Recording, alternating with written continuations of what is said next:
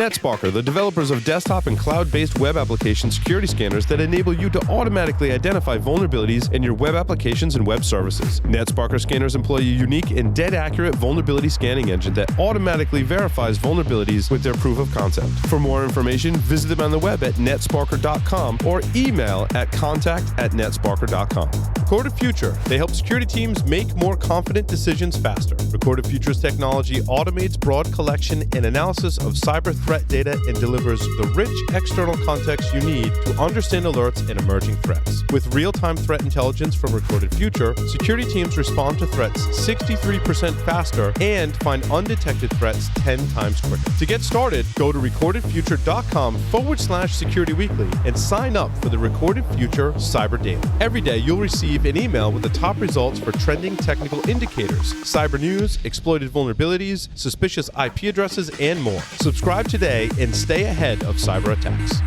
Endgame's converged endpoint security platform is transforming security programs, their people, processes, and technology with the most powerful endpoint protection and simplest user experience, ensuring analysts of any skill level can stop targeted attacks before information theft. Endgame unifies prevention, detection, and threat hunting to stop known and unknown attacker behaviors at scale with a single agent. For more information, visit endgame.com. Welcome back, everyone, to Paul's Security Weekly. Quick announcement. As you know, some of you have told us that you're overwhelmed by the amount of content that we distribute. You can go to securityweekly.com/subscribe, join the listener interest list. And I always say this everywhere, we're working really hard. Join the list, be patient, working on some technology. It's going to tell you when we produce content that's in your interests. It's really cool. Also, do I need to do the other announcement too? Sure, why not? Security Weekly will be at Hacker Halted in Atlanta, Georgia from October 10th through the 11th. The EC Council is offering our listeners a $100 discount to attend the two-day conference. Use the discount code HH19SW when you register or go to securityweekly.com/Hacker Halted. Jeff, that's where the super secret cigar thing is that we talked about, right? Yes. So let's tell about it on the air. And there's, all I said was super secret. I mean, good luck finding it based on that. Also, what else was I going to say? Kevin Johnson's apparently, and I think it was after Hacker Halted, I was essentially trolling Kevin on Facebook. That's really all I really do on Facebook when I post things, troll my friends. Is speaking of I think it's right after, and there's like a statue, and it's like the dude's butt in the statue. Did you see that? I did. And he's the keynote speaker. Right, and like Kevin Johnson, the keynote speaker, and it's a picture of the statue's butt. Yeah. Yeah, did you hear the reason for that? I just posted a GIF of the scene with Let Me Ask You a Question when he's talking with his butt. What is that from? Ace Ventura, Pet Detective. Yeah. Right. Can I ask you a question? Yes. What's the matter? Afraid to make a stink? Yeah. So, anyway. Oh, and so I was like, someone needs to ask Kevin a question like that during the talk, and I'm being volunteered, but we'll see how that goes in any case. Can I ask you a question? Trolling at its finest. What else? We're all done with announcements. Tony is actually still with us. Thank you for joining us for the news. Lee had to drop. Where do you want to start with the news? Good God. We're on to the news. Finally, we're on to the news. And crickets. Oh. So let's see. There's no PCI story, so Jeff's quiet. Larry, there was... they're all PCI stories. They're all... It can all be tied back to PCI. Agreed. Yeah. Larry, there was an article about Bluetooth vulnerabilities and Wi-Fi 6. Both. I hadn't seen the Wi-Fi 6 one, but I'll read it real quick because I maybe have heard about it. But the Bluetooth one, is this the knob vulnerability? It says spy on encrypted connections. Yeah, this is knob. Knob. Yep. Oh yeah, the key negotiation of Bluetooth, of course. There's so many jokes here. So many directions we could take that, but it is short for key negotiation of Bluetooth. Yes. Which is, I mean, it's been a thing for a while. Interesting, they're finding vulnerabilities in the key negotiation still. Which is good because the key negotiation is in Bluetooth Classic, which is the one that this issue is a deal with, is incredibly complex. you think about WPA pre-shared key, it's a 4-way handshake. Key negotiation for joining the PicoNet for Bluetooth Classic, Bluetooth 5.1 up to Bluetooth 5.1 Classic mode is it's like a 10-step process. And I think I remember you describing this based on some other Bluetooth vulnerabilities. Yeah. And I don't know how you keep all that shit straight, to be honest with you, Larry. You got to specialize. Yeah. You got to specialize. It's exactly. Josh too, right? Yep. I remember exactly. And how do you guys keep all that shit straight? And the sad part is with the Bluetooth stuff, if you have the capability to sniff Bluetooth for the technology itself, which is the hard part. Because frequency hops. Frequency hop spread spectrum takes 2.4 gigahertz, 79 channels. Okay. Hops between them 1,600 times a second. So, and it's a non-predictable channel hopping pattern based on the master's BD adder, the Bluetooth address, or the MAC address. So they're not known because the only way you learn the BD adder is when it goes into discoverable mode. Right. I remember that. Yep. You effectively have to sniff the entirety of the 2.4 gigahertz spectrum at the same time. That's expensive. From a software-defined radio hardware perspective, that's expensive. We're getting better at it, but it's still expensive. Do you need a listening device for not all set? You don't need 79 listening devices, but I'm assuming you've got a listening device that multiple ones that break the spectrum up, right? Well, if you have 79 listening devices, then you have to be able to concatenate all that back together. Yeah. But what you really need to do is you need to listen to everything all at the same time with one listening device. And those software-defined radios with that capability, with that bandwidth, are incredibly expensive. How expensive are we talking? $10,000? $3,000 to $10,000. Okay. Yep. There's one that I know of that I want to say runs that is arguably the best in the market for doing this because it's tailored to do this, and it's $30,000. So you say I don't have one. Right.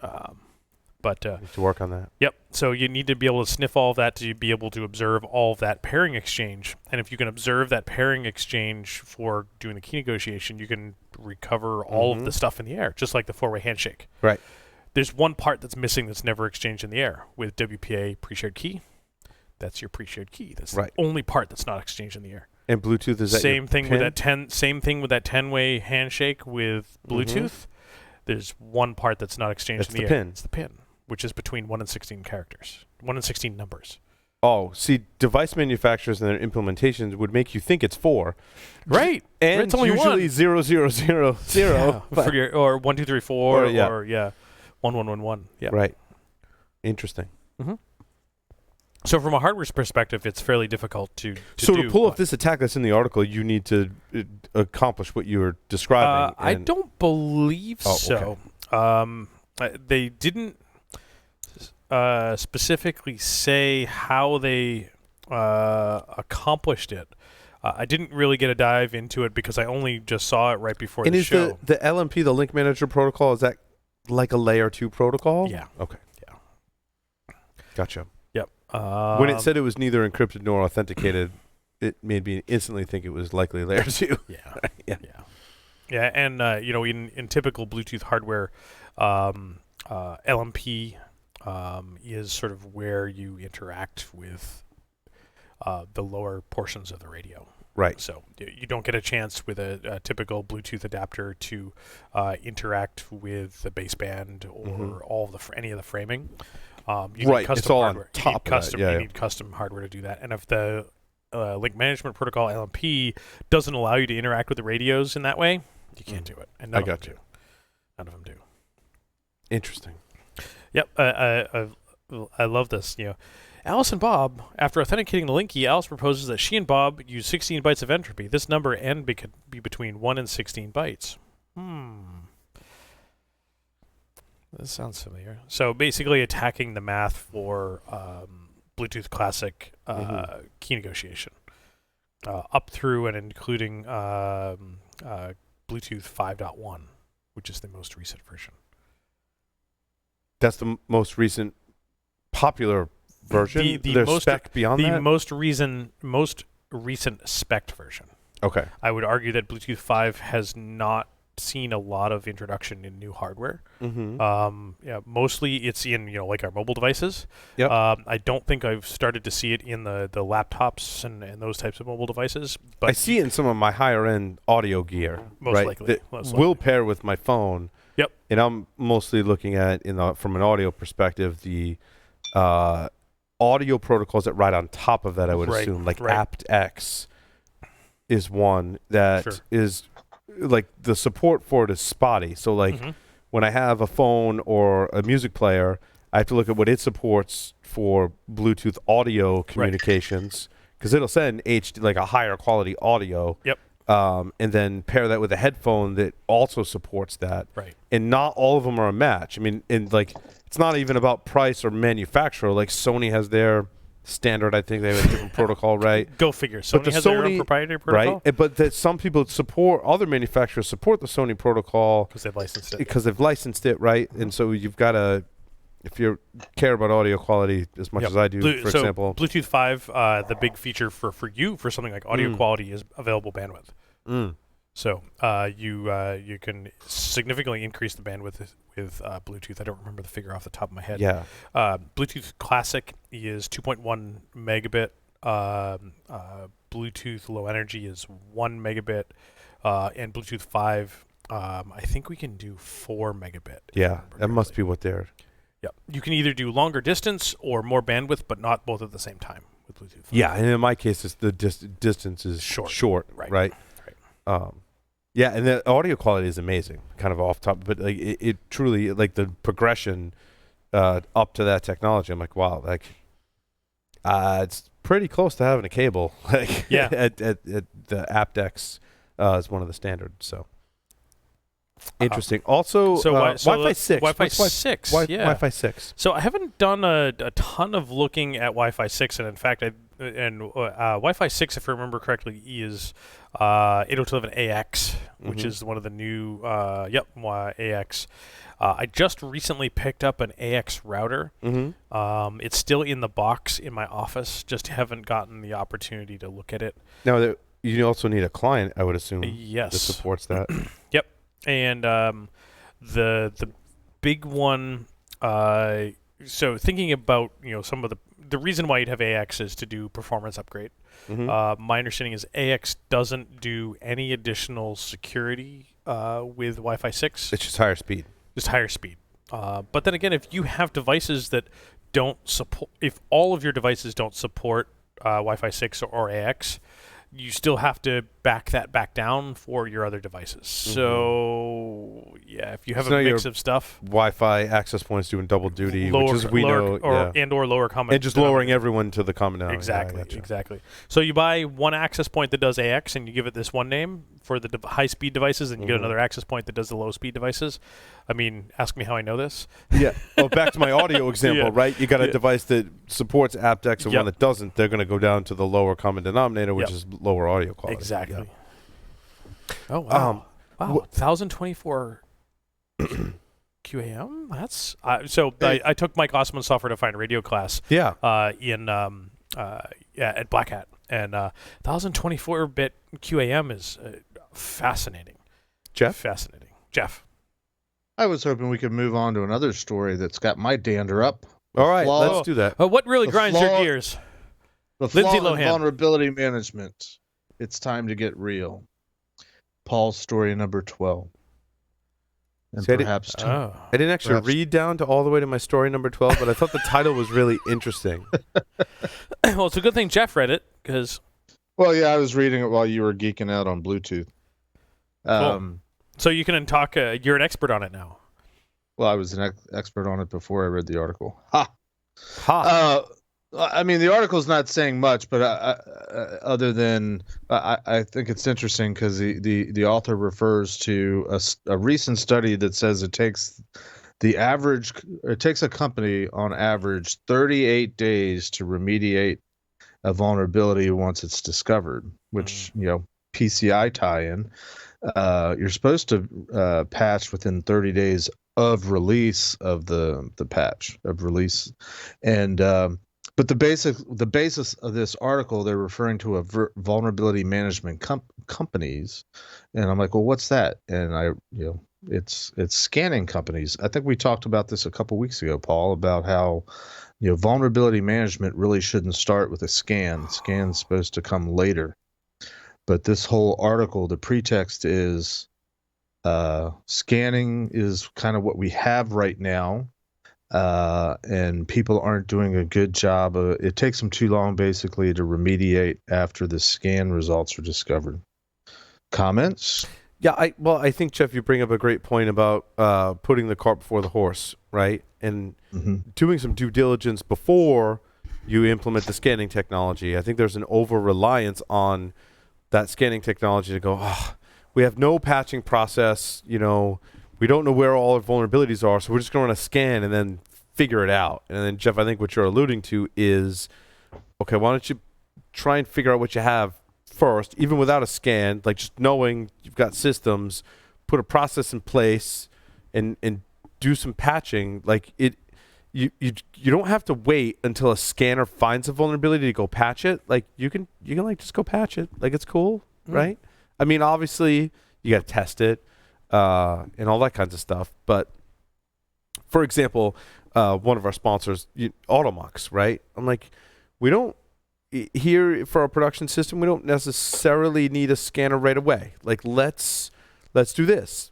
I know that we have about a dozen systems that support production. Maybe you've got 120,000 systems, right?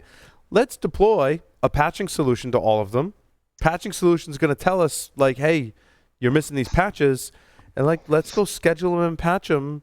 And it's not that simple, right? It's not just like, oh, I've got 20,000 systems.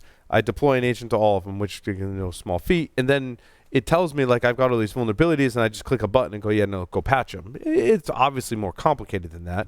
But let's start with that and start building a process.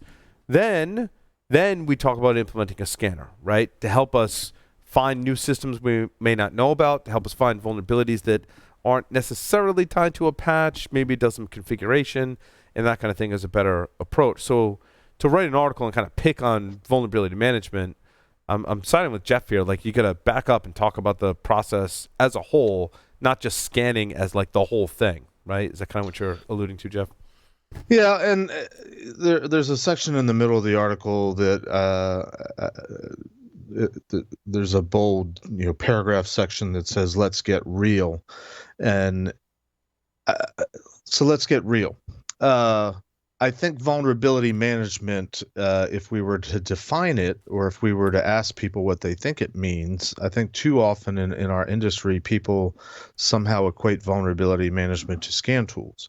Yeah. And I don't think that's completely the fault of companies that build the scan engines, like we both used to work at Tenable. Right. I don't think they're completely off the hook, but I think despite some companies' best efforts to say no, you don't want to use our tools this way, somehow it's become pervasive in our culture, in our IT culture anyway, to rely on the scan, as we've been talking about. So there's a statement in here. It says, let's be honest that vulnerability management, it's time to be honest about what vulnerability management actually requires, because it currently doesn't cover remediation in any meaningful sense. And it basically goes on, and I think this is also part of the problem. It basically says there's a security group siloed in a company somewhere that runs the scans, produces the results, and I'm sure we've all witnessed this. Then they have to go out and find the owner of the IP address that they scanned and figure out, who owns not only the system, but who owns the application, who's responsible for it. It takes a while, but I guess I would love to see a world where the admins for systems, the developers, the people that are maintaining applications, they're the ones that are sort of keeping up with their own stuff, and as we've been talking about, they find the vulnerabilities because vendors release the notices. They're subscribed to the vendor mailing list, so they're up to date on it. They're keeping the systems current. If there's updates that come out, they install them, obviously after testing their software and making sure it doesn't break anything. But the whole notion that there's a security group somewhere that runs the scanner, and they're the ones that are, to tie in the PCI thing a little bit, fulfilling the requirement of running the scans. I can see why somebody would say it doesn't cover remediation, but I sort of had a knee-jerk reaction to that, thinking, well, vulnerability management's absolutely involved in remediation, because you find the vulnerability, whether it was the right way to find it or not, and it says there's a patch available, and you go install it. And there are solutions today that will help you apply the patch. And so this very much ties into, you remember Mayhole that we used to work with at Tenable? Mayhole now works for SaltStack. They're a sponsor of the shows here on Security Weekly. Right. Mayhole said, I'll pull two things from our conversations that are relevant to this conversation. He said, firstly, that when we worked for Tenable, we all worked very hard to the developers to write a check when a vulnerability came out, to get that check out to our customers as soon as possible, for Jeff and I to talk to customers, to create blog posts, to raise awareness about it, to tell people that we had the check, that the check was there, to improve the check over time, receive feedback from customers. But then when you'd meet with most customers, they'd say, yeah, that's great, but I'd say this article is pretty accurate. Most people take a little over 30 days to actually apply the patch. So is it worth the effort from both the research and security vendor community to be first to release this check? And is it worth the effort of the defenders to apply the patch when in reality it might be more than 30 days before someone comes along and tries to exploit it? Now, obviously, that's an overgeneralization. Major vulnerabilities, we've certainly seen that. But look at the RDP vulnerability. We didn't have widespread exploitation of that, and maybe some would argue we really haven't seen it yet. But we did see some instances of it that came much later after the patch was released. So there's that issue.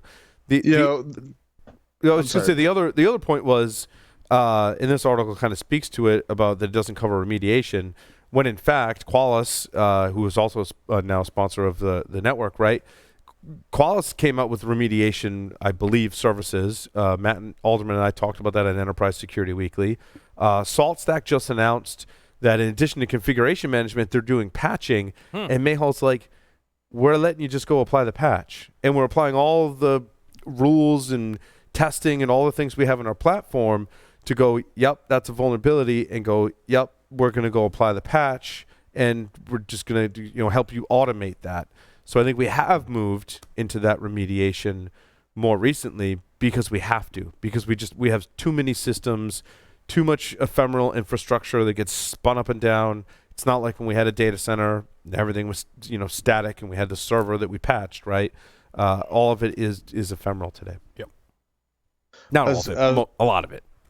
I was going to add, I followed the link to the study that they had, which says, based on 316 million plus security incidents, the average time it takes is 38 days to patch a vulnerability. Because when I first heard that number, I thought that was kind of suspect, because I've had too many customers over the years that are running their scan report, and they're popping vulnerabilities that are 2, 3, 4, 5 years old. Correct. And how do you add that into the mix of, something's been out there for 5 years?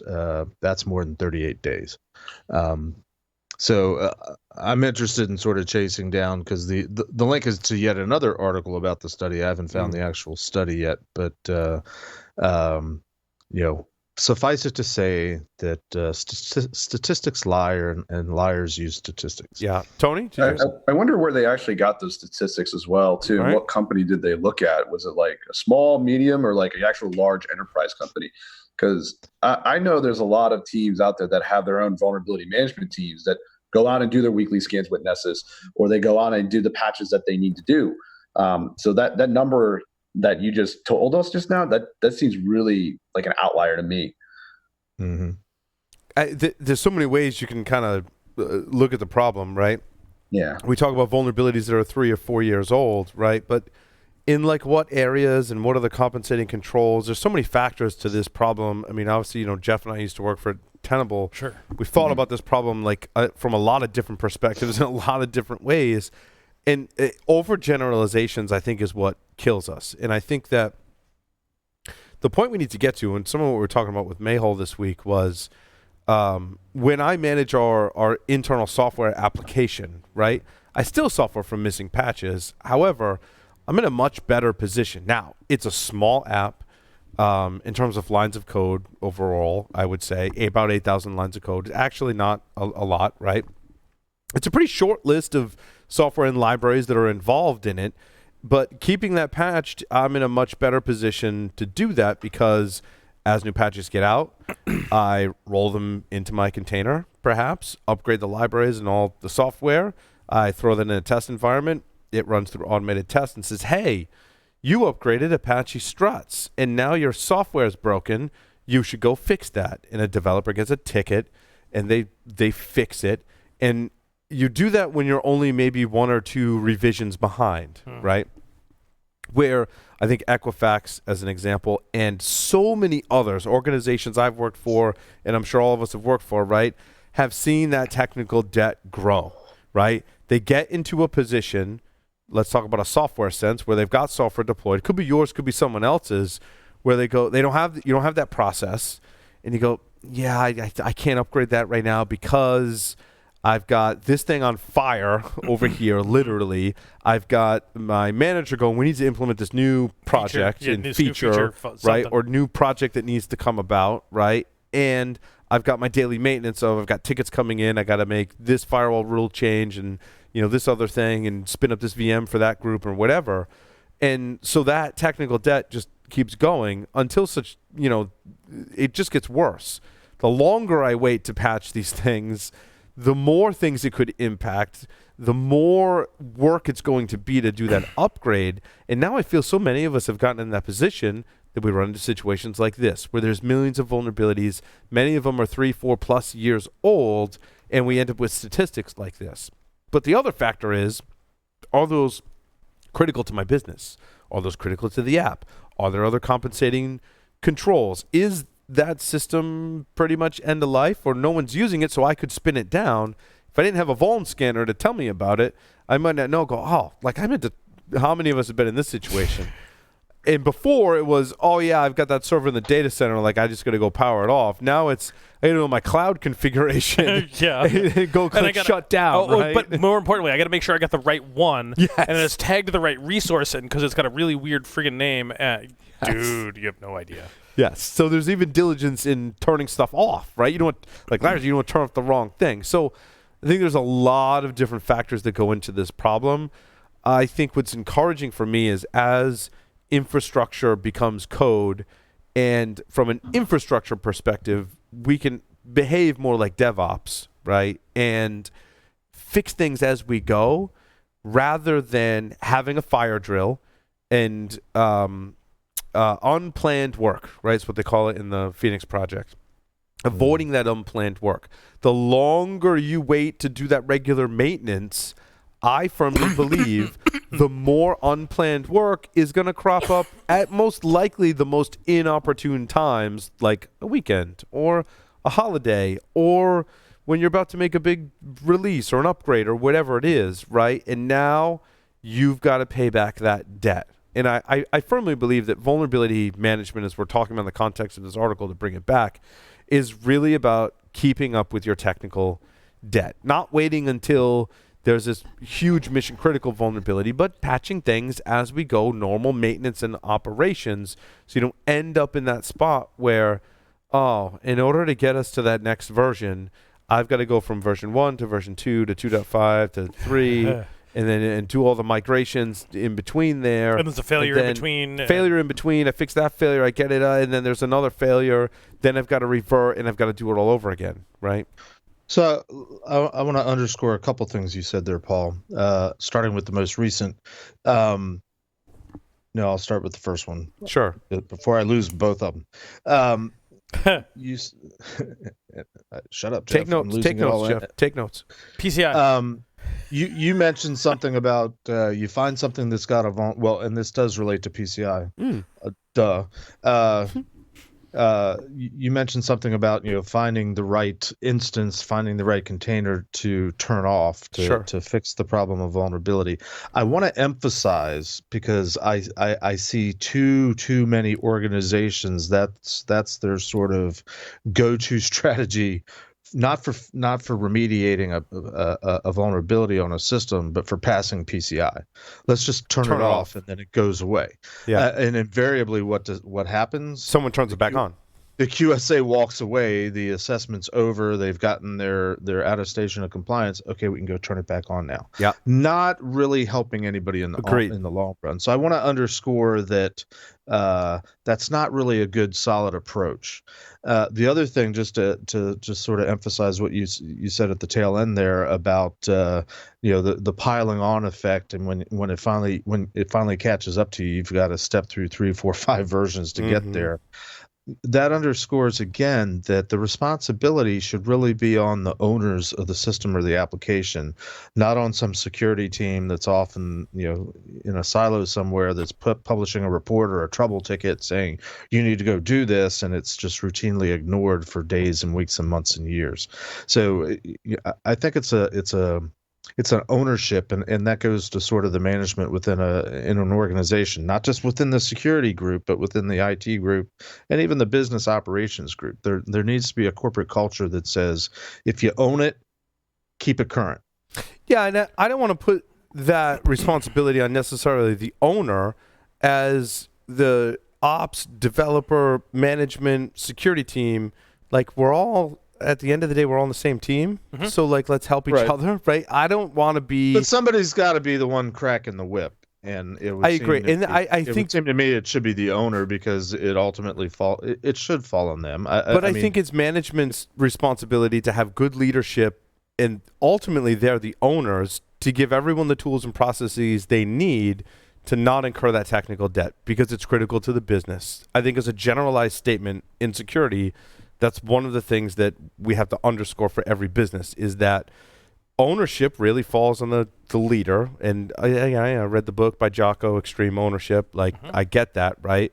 But you as a leader have to give your team the information, the tools, the processes, and set the culture so that... And devote the time. Security and developers and ops and admin and all the people, network teams are all working together to allow everyone to work more efficiently, so that you're not incurring that technical debt, so that you can be more agile and apply those patches. So you're not just throwing things over the wall like we used to do back in the day and go, hey, I'm security, I ran a scan, and your shit's really vulnerable. You should fix that, right? I think in Guardian's pen test reports, or any of our reports, in the executive summary, we have a section that says, here's what management should do. And I think the biggest thing that we ever say in that whole management report is you need to give your teams time, resources, tools, and you name it, to be able to address all of these issues so that you are not in technical debt. That's the biggest thing that I think management can do to support that. And that's easy to say. So, Matt and I obviously work very closely together today. It's right? really friggin' easy to say. Now, Matt puts forth the business requirements, right? Yeah. And I mean, I've got the experience and working relationship with Matt to come back and say, that's great that you want this new feature. However, we're going to incur some technical debt if I don't go fix these things. And let's prioritize those things together, understand the repercussions, right? And we make compromises all the time. I'd really love to go rewrite this portion of the code. And I'm like, I understand that's going to take a full week of time, and this is the benefit, and if we decide to put that off, that's cool, but we need to understand the technical debt and prioritize it. And those are the conversations you need to be having with management. And it shouldn't be about who wins each time, right? You should come to the conclusion that what you decide to do is what's going to help the organization as a whole win, right? And I like to think in that small example where Matt and I are talking about one application, maybe in this case, right, that we're working together to make those right decisions. It gets more complicated when you've got more people, more teams, more, hundreds of applications, not just one, on top of all the IT infrastructure and service and whatever you have for the organization, right? But those are the conversations that need to happen. As management, you need to be fostering the culture, and you need to give people the tools and the time, but that has to be balanced with the business needs. Right. I guess is my point when I heard you say, people need tools and time. If you just gave people tools and time, they'd be like, I want to rewrite the interface in this, and I don't know, it was fancy. Like, and we get, I get that as a nerd. Like, tools and time to do the appropriate task. I put that right on the table. I'm like, I would love to do this because I think that's really cool. To be honest, the benefit might be this, so maybe not the time, but that'd be really cool, right? So I think having those frank conversations are important. I think ultimately, Paul, that the uphill battle for a lot of companies is the culture of, and we as an industry have unfortunately fed this, and given that I was a pioneer at the beginning of this thing, I suppose I'm old. I've got some culpability besides being old, but there is this very real belief within many companies that security is something that's handled by somebody else. Yeah. There isn't this notion, no matter what the group, no matter what the responsibility, that security is a part of their job, it's security is part of what they do, and somebody's got their back. That is that security group that's over there in a SOC somewhere. And I think that's one of the biggest cultural things that we have to try to change people's way of thinking about it. And I think one interesting aspect is that the commonality that all these different groups have in the organization is no one likes unplanned work, right? Like when you read the Phoenix Project and you've been in IT for any given time, you get that unplanned work thing right away, right? If there's one takeaway that you get, right, if you've worked in IT or security or in technology, is that unplanned work. The commonality is nobody likes unplanned work. Unplanned work means you're working nights, maybe weekends, that you're doing a lot of Google searching to like figure out not just one problem, but like a whole train of problems. Right, because it was unplanned. I didn't have time to research this, so now I fucked this up. Like now I got to horribly broken, right? Yeah. And I think by working together, maybe from the beginning, or maybe picking a point and saying, we're going to work together to minimize unplanned work. As a byproduct of that, we get security.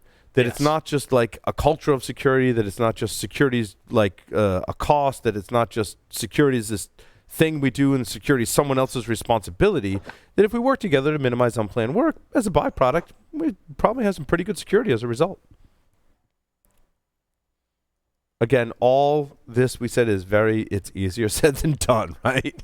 I mean, absolutely. Well, and that's the thing that's the thing that I think is amazing as my job as a consultant is that I'm like a seagull. Swoop in. I can swoop in, land shit all over everything, and then I'm fly out. Away. I'm out. Tony, did you have a comment there? Yeah, I mean, there's so many use cases, of what you want to put together, what you want to, be able to build and design. There's a lot that comes into play, and many factors to what you want to be able to do to make your own, management team. You want to be able to build your own tools for it. You want to be able to have a process in place. Those are the big things I really see out of it, but it takes time. And I think, we also have a cultural issue that we also need to fix with that as well, too, because we can't just drop this on someone's desk and say, oh, yeah, you can go ahead and do this. You're part of the team now to do this. I think, having that structure in place, having a process or a formal procedure is really going to help with that as well. Yeah. And I also think as part of that, Tony, is, we all can't be Instagram, right? Like, I don't know if you've read stories about Instagram's infrastructure. From all accounts that I've read, they've got like the smallest team with the largest amount of infrastructure, right? And they're like the shining example, right? Like talk about visionaries, they're like the Steve Jobs, right? Kind of. My son's doing a book report on Steve Jobs, right? And you appreciate it was one of the most visionary. Say what you will about Jobs, he was one of the most visionary people. Instagram, one of the most amazing stories about IT infrastructure. We're all not going to achieve, that level. We're going to be somewhere in between, like really, really poor visionary people and really poor IT infrastructure and the Instagrams and Apples of the world. And I think it stems from leadership is a huge part of it, and really good communications. Having your teams to be able to communicate in a common goal is super important. When we talk about vulnerability management, I even think I've written articles that like. It's mostly about communications and process, and really not a whole lot about technology. That'll come if you've got good communications and process. Anyway, that was a good story. We talked for a long time about that story. Nice. We did. But it was a great conversation. It was. I agree. I wanted to... there was a interesting Windows vulnerability I don't know how interesting it is in terms of the actual vulnerability itself. I just find it interesting that... Is it the RDP one? No. My story number 4.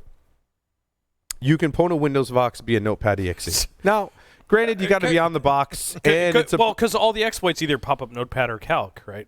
Yeah, and that's the irony of that story. Irony? The ironic irony part of the story. I was trying to say both those words at once, apparently. But I think the thing I got from this article was... Good God, Tavis, right? Like, how awesome are you that you can go into a piece of code in Windows that's been around since XP times and find a vulnerability in it? Like, that code has been... And that binary has been in the faces of every reverse engineer for close to 20 years. And Tavis comes along and goes, yeah, by the way, there's a vulnerability in it. I thought it was cool. I don't think it's earth-shattering. But to quote the article from and a quote from Tavis, another interesting attack is taking control of the UAC consent dialog. Right. Which runs as an NT-authority system, like... Something about how text is rendered on the screen and subverting that, right? And he could take control of you. Yeah, it was really... God. It was a good read. Yeah. This article came from the Register, but I believe it links to the better articles about this vulnerability. So tie this back to the other article on vulnerability management. We have an example of if you dig hard enough, you're going to find some sort of vulnerability or exploit in just about everything that's out there right now. So one of the things that I'm asking when I am speaking at conferences these days is there something else we can do besides focus on the vulnerabilities? Is there something else to this thing called security rather than this continuous, while I think it's important work, don't get me wrong, hunt for vulnerabilities and the security research that goes on, but the continuous, the vulnerabilities discovered, the patches is created, the check or the plugin is created for the scan engine, and it's out there. Patch it in a day, a week, a year, a decade. This has been going on for a long time. I'm just, in the twilight of my career, just asking the question, can we do this is there a different way of approaching this? Is there a different way of looking at this? And I think this is a good example. It is. And I think it's really difficult from an engineering perspective to overcome something that I think we've all been faced with and maybe don't want to admit, is that when you're building something and trying to solve some engineering problem, that it's about making it work, at least in the first revision, right? Like, you put a lot of work into...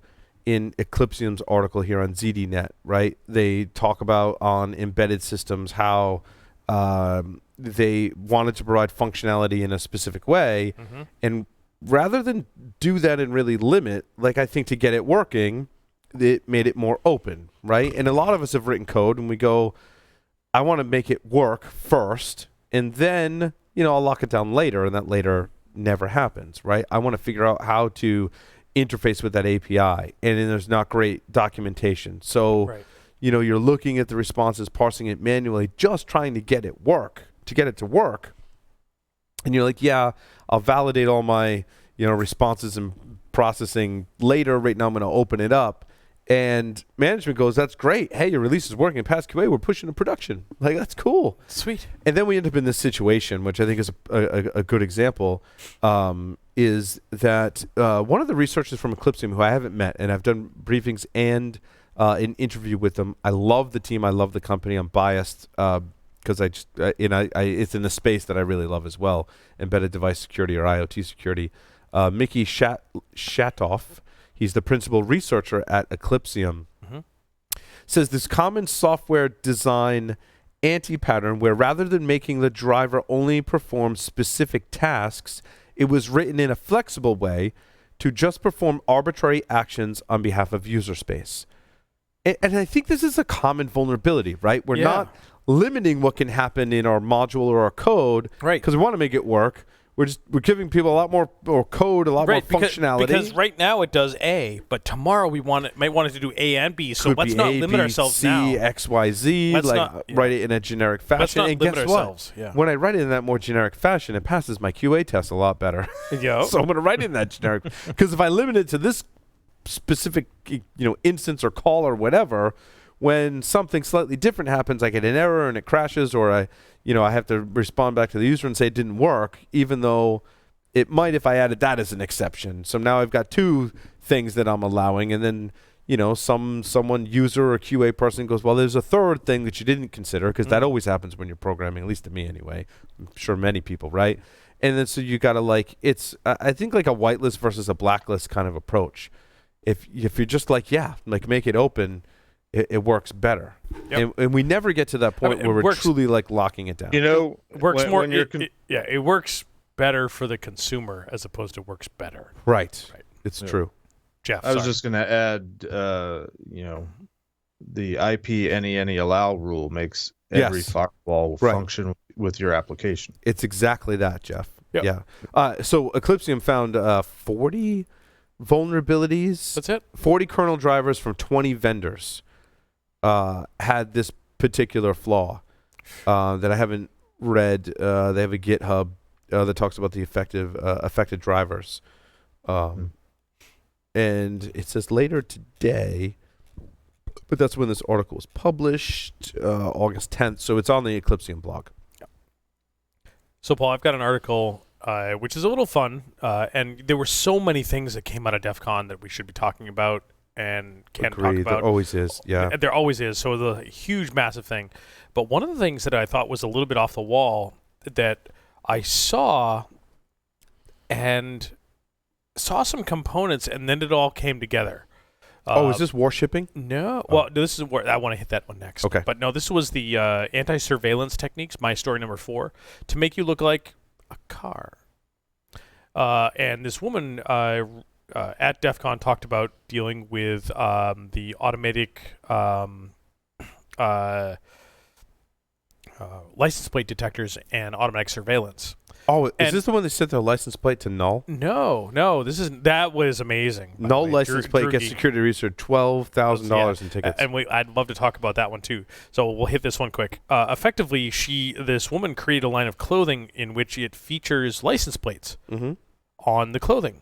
And the intent is so that when you go buy a automatic detection surveillance system for people and that type of stuff, it doesn't see your face. It sees the license plates and identifies you instead of by your face or as a person, as a car.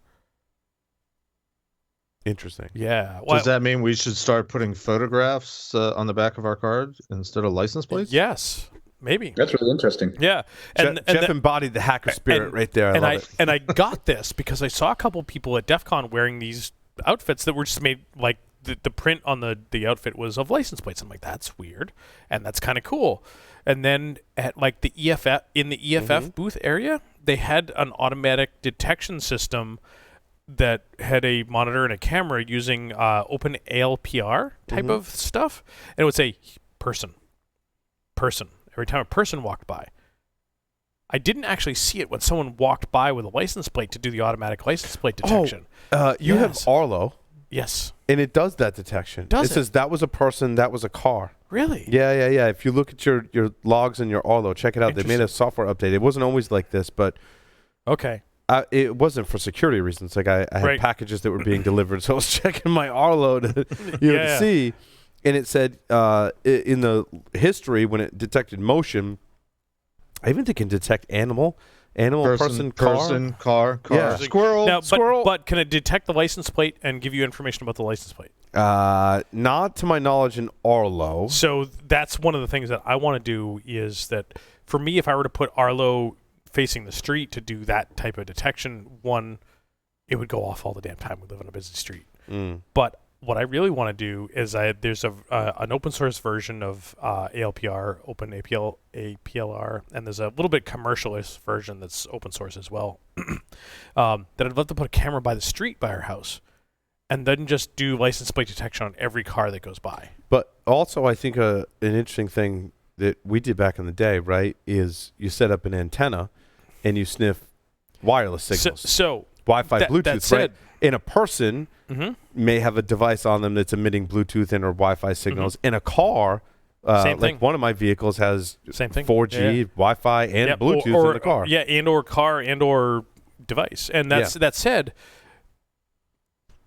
a couple of moons ago, when we were dealing with Pony Express, I have one of their Pwn Pulse devices, and it does just that. and it is close enough to the street for the most part where it can detect fairly strong signals. And I have thousands of fingerprints of Bluetooth and then Wi-Fi devices. you correlate that data together with the images from the camera and the Wi-Fi signals to make a better detection. Bingo. Then you need machine learning and AI. Then you can make a product. And blockchain for stability. And blockchain for exactly. Yeah. All right. So we touched on two other stories, Paul. Yes. No license plate. We're on the license plate thing. Yeah. This one was amazing. We were talking about this at work. So they took out a vanity plate. Drugi got a vanity plate of null, all caps, null, and figuring that if he were to get a speeding ticket or get pulled over and it would get written up and get it entered in the system, it would be as null, and nothing would happen. He wouldn't get a ticket. Yeah. The problem is he got a ticket, it entered into the system, and then the back-end processor had all of these fines associated to ticketing for the ALPR type of stuff assigned to null.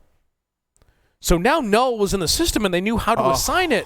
Like, this is Miracle on 34th Street. Yeah. Hey, Santa Claus is on trial down at the courthouse. Let's send him all the mail. But like, to me that was amazing in that, hey, I'm gonna be null so I can get out of shit, and then all of a sudden now null's in the system and like, we know who to assign all this crap to. Like,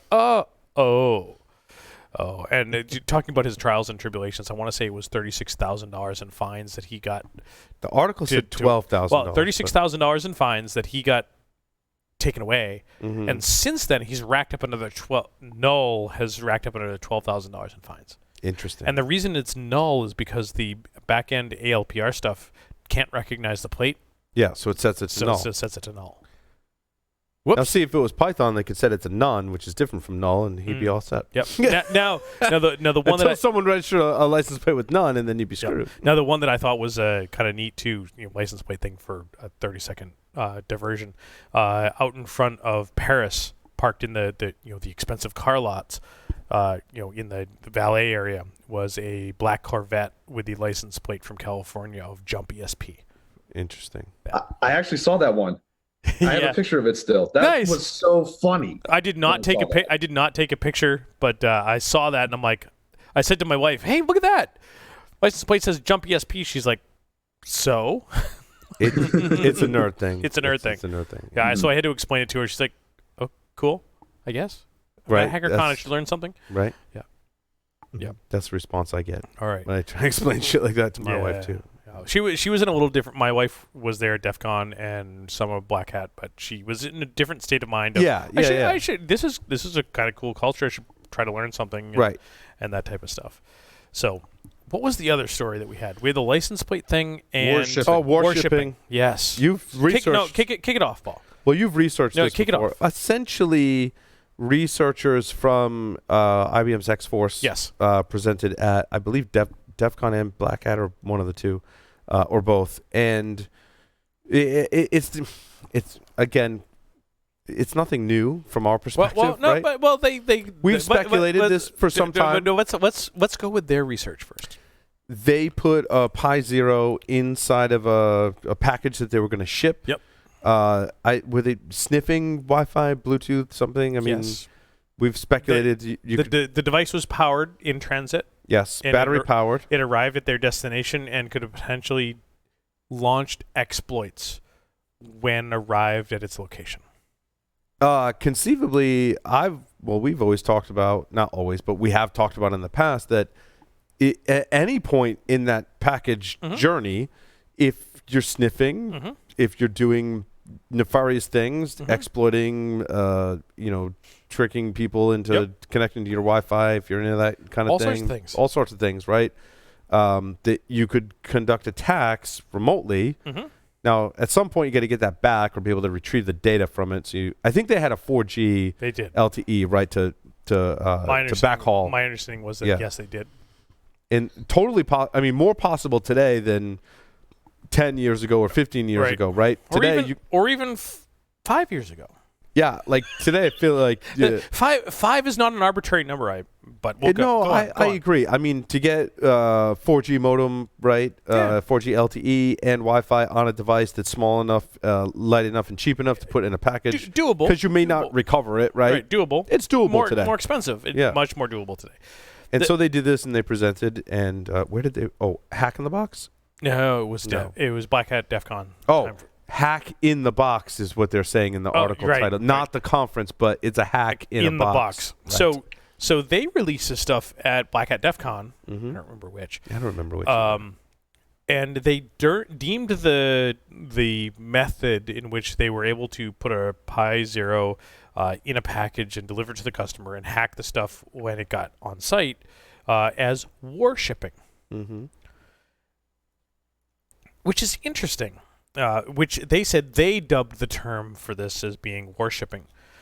Because in 2014, there was a computer security researcher that presented at DerbyCon on a very similar I remember covering that story. Technique. I know we've covered this a couple times. In which that computer security researcher attempted to do the similar type of thing, ship a device powered through the mail, do multiple types of things. They learned a lot from the even potential from doing it. And I say potential because that security researcher found in conversations with the EFF that it was highly illegal to send powered electronics, especially on lithium-ion batteries, through any type of postal, any sort of transit. Domestic or international, I would imagine. So you put powered lithium-ion batteries on a plane, and it catches fire in the cargo hold. That's bad. You're fucked. That's why you put it in a car. Commercial airlines. We were reminded of this when we were traveling. Right. You can't have lithium ion batteries in your checked baggage. Exactly. So in the packaging, do you declare it? Can you ship it? The biggest thing is that you have to provide a physical detachment of those batteries from its power source. Gotcha. They can't be powered. They can't be powered. When you order any type of battery, like from Amazon, right, it comes with that label that says... And if you buy a UPS from anywhere that is shipped, it says that label, and you physically have to pull something out or to insert something to make the battery connection. Right. So shipping... you have to take the battery out and flip it around and connect it. Right. So to take some device that is powered on is against all federal regulations, even if it's airplane, automotive, ground transportation, you name it. This security researcher actually consulted with the EFF to figure out what the feasibility of this was and was it legal, and the EFF came back and said, no, this is highly illegal for these exact reasons. For the existing regulations and laws that are on the books today. Right. Well, then nobody will ever do this because it would be breaking. But IBM X-Force claims to be doing it as part of their stuff. Well, I was going to say, didn't they use an IoT modem to actually go ahead and connect with other devices that they were around? And when the device was like dormant, if it didn't make any connections, it would actually just power off on its location. I mean, I know I've seen a couple IoT modems like going around that can actually connect to different versions of LTE, which I think is cool. But for a device that's small and for under $100 to put everything together, I would never expect an IoT device to actually be able to do that too. But the cool when it does power up, there is a risk it could catch fire. Right. Which is, and having it connected to a battery at all in shipping is just saying. Larry and I have done a lot with fire and IoT devices. But the biggest some shit's gotten really hot. Like it definitely could have caught fire. The biggest thing has there actually been fire or just Yes. Okay. So the biggest thing that really grinds my gears about this whole article is that this security researcher that presented at DerbyCon in 2014 that could largely only design a device and talk about some the feasibility and some of the other challenges that came up that really released some interesting tools that you could actually use outside of just the whole general thing. Who was that researcher in 2014? So they did a presentation at DerbyCon called "If It Fits, It Ships." Yes, I remember that. Or "If It Fits, It Sniffs." Yes, something like that. Yeah. I am that security researcher. Oh, that was your presentation. And I dubbed it warshipping. It wasn't IBM X-Force. It was you. It's fucking me. Oh, so now we're finally getting around to it. Oh, Now we God. get the full circle, right? Like, But See, do I have thought a you logo? had, but I Do thought have you a had. logo, Larry. I thought I you, don't have a that logo. I don't have a business. trademark. I don't have a website. I don't have a theme song. So. I thought you had done the research and decided not to do the talk, but you did do the talk. Oh yeah, I did the talk. I have the device. Yeah. I have the device sitting in my basement, all with all the 18650 batteries that I harvested from laptop Yes, I batteries. remember that. Yeah. That I got shit for coming into coming out of Las Vegas, because I went from DerbyCon to Vegas with 32 lithium-ion 18650 batteries, and I have the stories to tell going through TSA. And I dubbed it warshipping, not IBM's X-Force. Interesting. And it's the thing that I think that's amazing about this industry is that people forget history, Yes. and history is 5 years ago. It's the subject of my keynote talk that I'm giving at Hacker Halted and other. Here's conference another talks. example for you. There you go. So, because this is only 2014. And quite honestly, Well- I had to fucking Google myself to figure out that I had done the talk in 2014. Well, in all of this, all I kept thinking is, back in the Cold War, we just used to implant bugs, and it was mostly listening devices. But And then you had Acoustic Kitty. right. So I mean, the idea of implanting things with something that's going to extract data, so it's more high tech now because it's tapping into Wi-Fi. Yep. But the concept is not particularly new. Yeah. The Agreed, technology yeah. changed. Right. And just to underscore, for what it's worth, they were not shipping a device. The device is hidden in the packaging, so you could ship anything. Well, right. And and I'm sure they could work to improve it. They took a stuffed animal. Oh, I see. Yeah, They took a stuffed Yeah, it was animal like a and duck. stuffed That's what they took. What's that? It was like a duck. Yeah. Like a little Yeah. duck stuffed animal is what Yeah. they used. They took a stuffed animal, put But a they Pi Zero and flattened a it, battery. so there's Well, a picture of it. Yeah, they whoa. flattened it But- so it could look like a piece of cardboard that was part of the packing. But did the duck float? That's all I have to ask. Does it? Never mind. I don't think it's machine washable dryable. Does a duck float? Do rocks float? Do churches float? Great gravy? Do witches float? Yes. Is it if it quacks? Burner? Yeah, but to me, the whole IBM X-Force thing, I love those guys over there. They do lots Oh, of it's a amazing fantastic stuff. team. We know people that work. It's a great team. You totally ripped me off, guys, and you did shit that was illegal. If they actually shipped it. They claim they did. Oh, okay. We never claimed that we did because it's fucking illegal. Right. So on the legality point, Larry, I mean, Yeah. technically, every time we hack or do a pen test, it's technically illegal, but we get the Permission. permissions and authorizations. But- are you saying there is no way to do that? How in would you this get instance? permission? So if we think about U.S.-centric, how would you get permission from the federal government to ship a potentially highly dangerous device powered by lithium-ion batteries that could ignite and crash an airplane or cause damage to a FedEx truck? FedEx ground. Great, FedEx ground. You're going to put it in a truck and it catches on fire in the middle of an interstate somewhere, and it kills the driver. Who are you going to get at the federal government to say, yeah, that's a good idea? So No the one. answer to It my just becomes question like is scope this at is this point. this is a federal thing. It's a federal thing. It's a federal law that you cannot ship powered devices. Period. But just for argument's sake, though, the laws against breaking into things, aren't they not also Right. federal laws? The difference is Right, there's, but now that the said, potential harm to human life. right. That said, Jeff, if you have an organization and it's a federal law that I can't break into you, but you give me permission to do so, Mhm. Great. Now you say, oh, great, I can ship this thing to you, and you say I give you permission to ship it to me. The problem is there's so many other people in the middle of that haven't granted you permission to do so. Right. Who do you ask at the federal government or any of these transport carriers to ask permission to do so? So what I'm getting out of this is we need to advance security testing, security research to start including this, because certainly the bad guys can do this because they're not going to pay No, yeah. regard to the laws. Yep. How do we test against it? Do we do a proof of concept and hand carry it so we don't, That's because the article said, well, we can save time and money. We just ship it and we don't even have to leave our office. That's exactly the tack that we took. We either drive it ourselves and placing us in the liable spot should it catch fire, or we hand carried any of those types of things, and those are very much the things that we or surmised. can we, of course, this defeats perhaps the purpose of it. Maybe it shouldn't be in the box.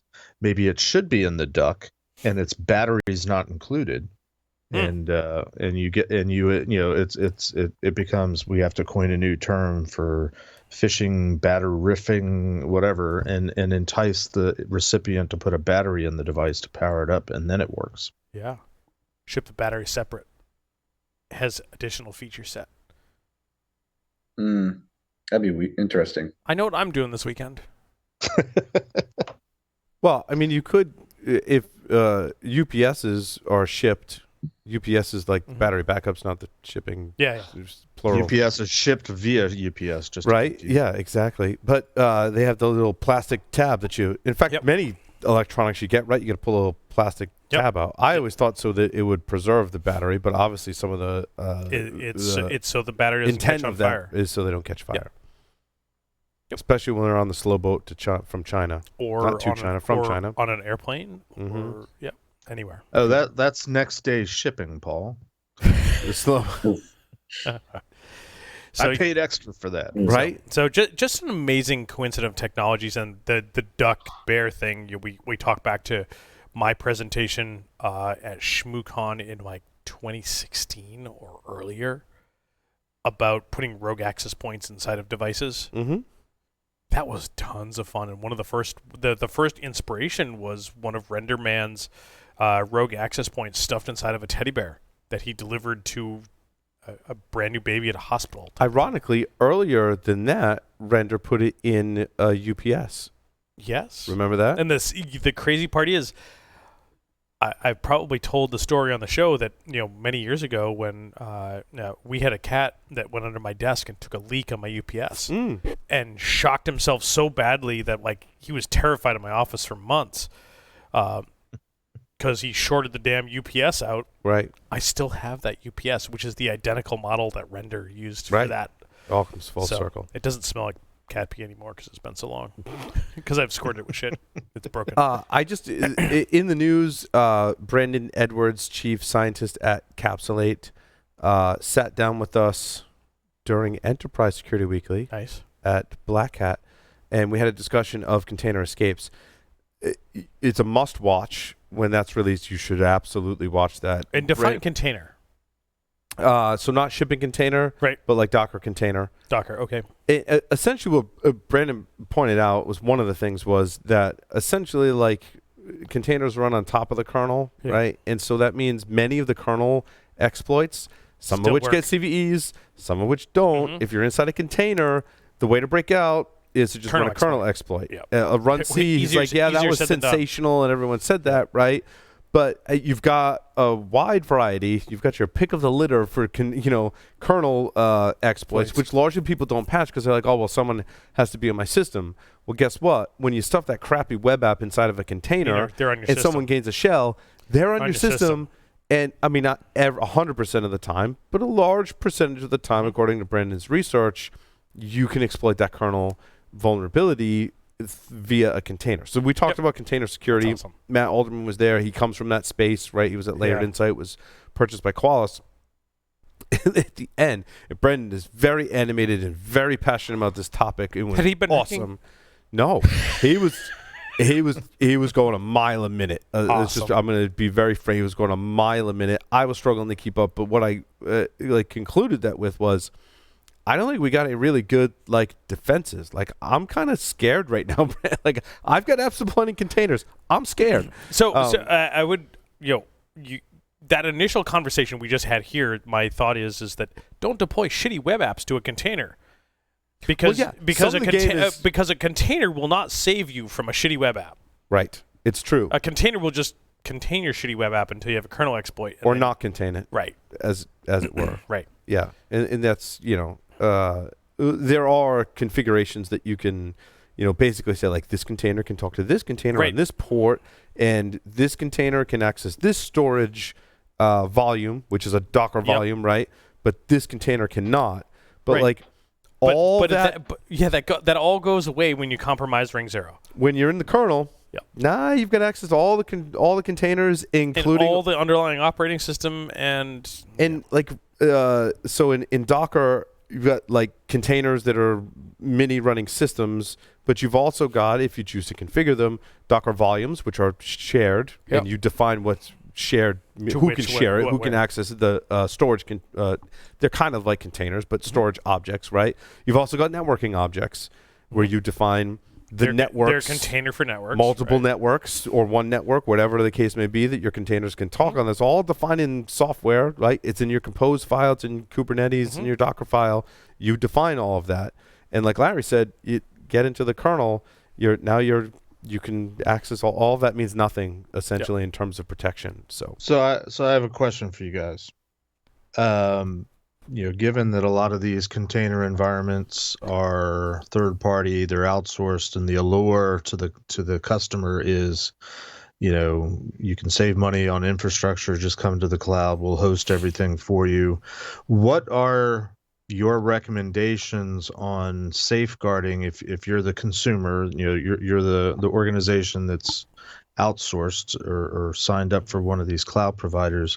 What do you recommend in terms of safeguarding, or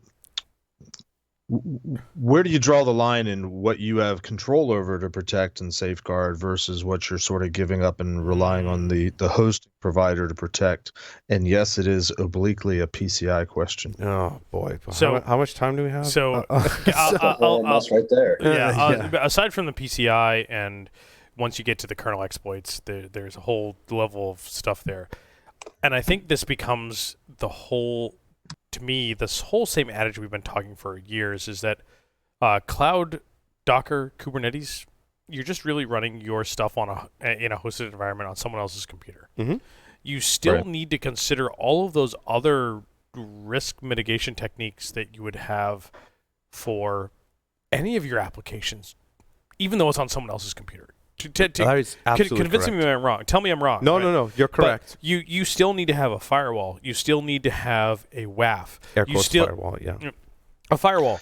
You still need to have a WAF. You still need to have proper security practices for coding and input sanitization and software updating and library updating and account management and password policies. Yeah, along those lines, more specifically, the last 2 points, Larry, I think a secrets vault.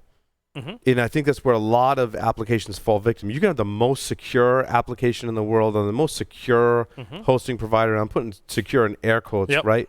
But if you're not managing your secrets in a vault, that means an attacker that can bypass your defenses in any capacity, if there's clear text passwords in the database, if there's on your GitHub or configuration file has a password in it, if your SSL certs are not properly secured, if they're not being accessed, a vault is a great technology to do that. I mean, I'll admit it, I have not implemented a vault yet. However, I've identified that as like a pivotal thing for your application security. To speak to Jeff's problem where I'm running my container or my software, right, on someone else's computer, that I need to protect my secrets, right? And Jeff, your background, you can probably attest to that, right?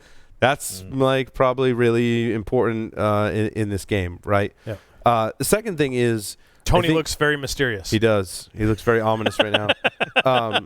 There's just thinking about the stuff that's going through what you guys are saying is just incredible. Thank you, Tony. So the other thing is, in really what I've learned about protecting applications in this environment, Jeff, is there needs to be something inside the application. So what I've observed is there are like hooks into your app, like Signal Sciences, for example, will, in other, I mean, you can do this a number of different ways, but like looking at all the HTTP requests and responses, doing analysis of something inside the app, right? Or in front of the app that's providing some level of WAF or the next generation WAF, as they call it. Don't associate it with the WAFs of yesterday. there's some security to be gained by looking at that. Then inside the container, in fact, the company Brandon works for provides Linux security, part of which is for containers, something inside the container, right? Not inside the kernel, not inside a privileged container, but inside the containers you're deploying, there's something that's providing a level of visibility and ultimately, hopefully, security, so that when I take my container and my app and I put it on someone else's server, I'm getting both visibility and security to the best we can today with the technology that we have available. And that's going to look different depending on which cloud provider you're using, depending on which technology within the cloud provider that you're using, right? I've been looking into serverless lately, different ball game. However, from what I'm understanding, it's really just your application's running inside of one of their containers, essentially, right? So that application security becomes more important. So is it fair to conclude that if you're going to run your stuff on somebody else's system, you still have responsibility, and the groups within organizations that are typically going to sign up for this is going to be the app teams, the business teams, probably not the security teams. Yes. So to tie this back to our earlier discussion, it's ownership and accountability and responsibility for the stuff that you own, and you know, you're the admin, you're the developer, you're the maintainer. That's where the onus is. That's where the responsibility is. I'm sure there's many companies that the security teams find out our app is where they did what. Right. And it's not just where, but it's also the other aspect of this is the configuration of your cloud instance. In other words, right. I mean, we've seen this with S3, right?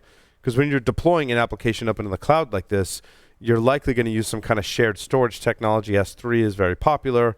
What's the can the world read my S3 bucket, which, by the way, I put my SSL certs and keys into my S3 bucket. Oops, the world can read that, right? I mean, that's really one of the basic examples, but you have to secure the configuration around your apps. That configuration, largely because it's new to me and a lot of others, is very complex, right, to understand. It's also very new. Not a whole lot of resources and training. I mean, go back to Tony's conversation about creating training and creating a community around things. Largely what I've learned about some of the new technology in the cloud is from talking to people, not so much that there's formal training that's updated on it, right? You go to Pluralsight, for example, and looking at AWS Lambda, like the most recent course is from 2015, the best I can find. Tyler made a comment to me as I'm like, oh, I need to go like watch a Pluralsight class. He's like, dude, good luck. I've been there. Like, there's like, I basically have to read Amazon's documentation to understand it. So. Yeah, I mean, you have to read Amazon's documentation. You have to go through their research. I mean, there's not even much for their security programs that they have as well, too. You know, and you have to pay to do that as well. And there's not much to talk about as well with AWS and for pen testing on AWS, really. I think the most I've ever seen is really from like Rhino Security Labs when they talk about some of their AWS exploitation framework tools that they have, or, you know, escaping some S3 buckets. You know, but what about Azure, right? You know, Sean Metcalf is doing some stuff with Office 365, you know, telling how there's only one domain admin that can manage the entire Azure Office 365 application that they have. No one else can be added to it. So it's like, if you lose that one person that's supposed to be a domain admin, who manages your entire environment then? Yeah. You know, or how do you pass that along? And I think as well, too, you know, AWS, Azure, all the different cloud providers that are out there, I think they're still trying to develop, you know, some security features, some roles and permissions still that we haven't seen yet that we need to start playing with as well, too. But we need to find the resources and the documentation for it, or someone needs to create it. Yeah, and it's hard to manage configuration in this environment. I think it goes back to my earlier discussion about understanding what you have, understanding the configuration of it, and when it's new, being very open about it. And then as you learn, maybe being able to put some more controls around it if that ever happens. When we're looking at deploying into these new technologies, just making it work is a challenge.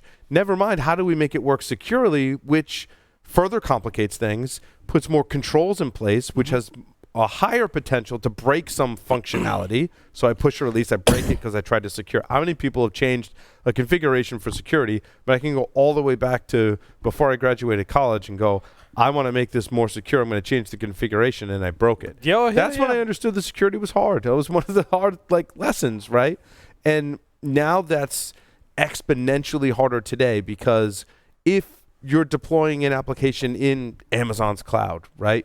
You've got to, maybe you're using their secrets vault, maybe you're using S3, maybe you're using Fargate, maybe you're configuring Lambda, you've got security roles, maybe you're using RDS. All of that has configuration that speaks to the security. Larry mentioned a firewall.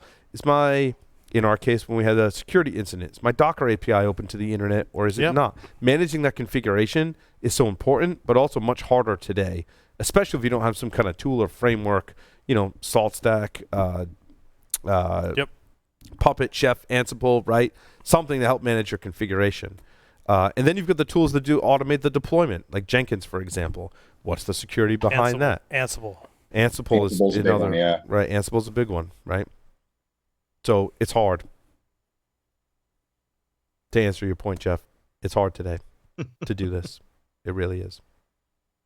But go cloud.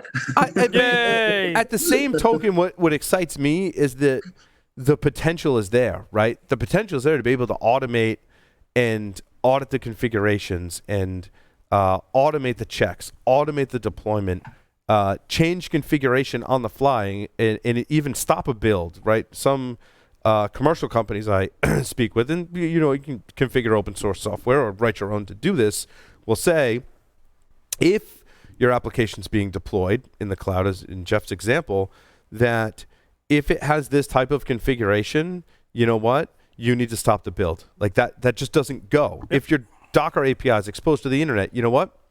That configuration never gets deployed.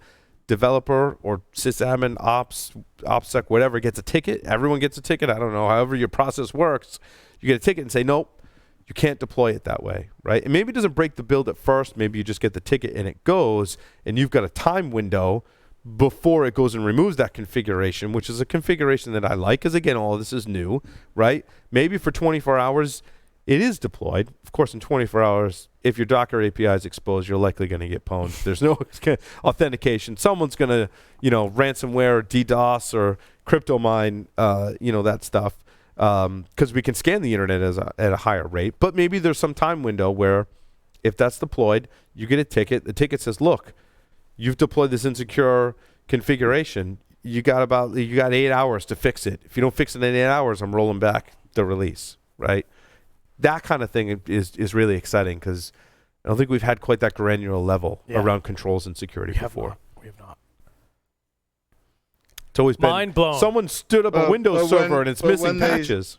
But when they sold me on the outsource to the cloud, they said it was going to be easy and cheap and it would simplify all my security. It's like really none of those things. It's all the things that you needed to do before, plus someone else's computer. It's all of those things, and it's none of those things, essentially. So none of the security goes away? What am I signing up for? I mean, it's like thinking, you buy a firewall, and the firewall's supposed to have like all of its patches already included right out of the box, right? No, that's not the case with Amazon. You have to go ahead and go through every single different configuration and make sure every single security setting is enabled for what you need to use for your purpose, and so that, and make sure it doesn't go out to the public net space. Right. Yep. Exactly. Hey, the boss says our segment's running long. Yep. Okay. It's not just the segment. Whoa. If it's running long, we should conclude. I think it's a great point to conclude this segment. Exactly. Basically, agreed. We're all screwed when it comes to cloud security. So, hey, Larry, take us out. Over and cloud.